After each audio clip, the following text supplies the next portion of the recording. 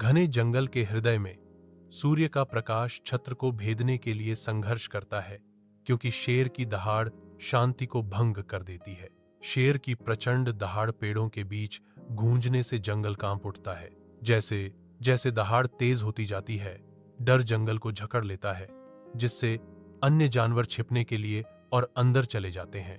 एक बार फिर सन्नाटा छा जाता है, फिर भी मंडराता तनाव छिपे हुए खतरे का संकेत देता है।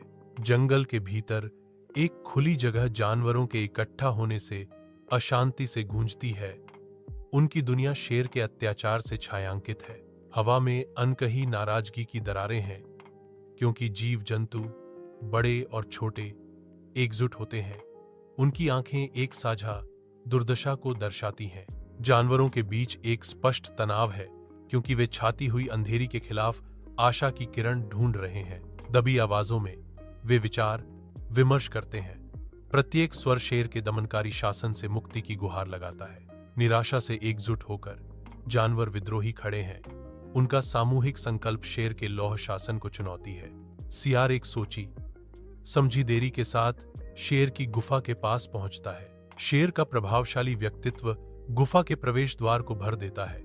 उसकी आंखें शाही अधिकार से चमक रही हैं। शेर ने पूछा, तुम देर से क्यों हो? सियार मासूमियत का नाटक करते हुए समझाता है, रास्ते में मुझे एक और शेर मिला जिसने जंगल का राजा होने का दावा किया।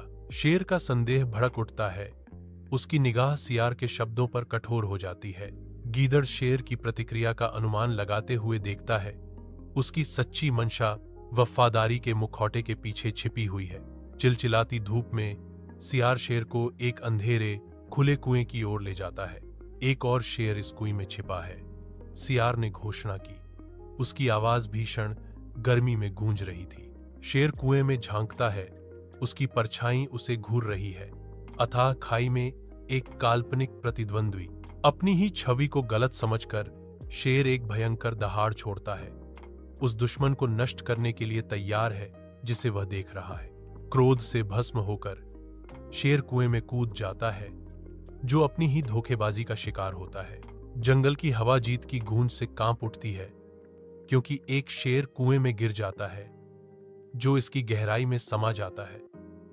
जंगल की हवा जीत की गहराई में समा जाता है। जानवरों की खुशी भरी चीखों का एक समूह फूट पड़ता है, क्योंकि वे लोमड़ी की चालाकी भरी जीत का जश्न मनाते हैं। फॉक्स जानवरों की प्रशंसा में शाही अंदाज में खड़ा है, धूप सेंक रहा है। जंगल जो कभी डर का युद्ध क्षेत्र था, अब शांति और भाईचारे के एक सिम्फनी के साथ गूंजता है। कुआं एक जलमग्न कब्र बन जाता है, जो लोमड़ी की रणनीतिक प्रतिभा का प्रमाण है। जानवर अपनी नई मिली सद्भावना का जश्न मनाते हुए एक स्वर में अपनी आवाज उठाते हैं।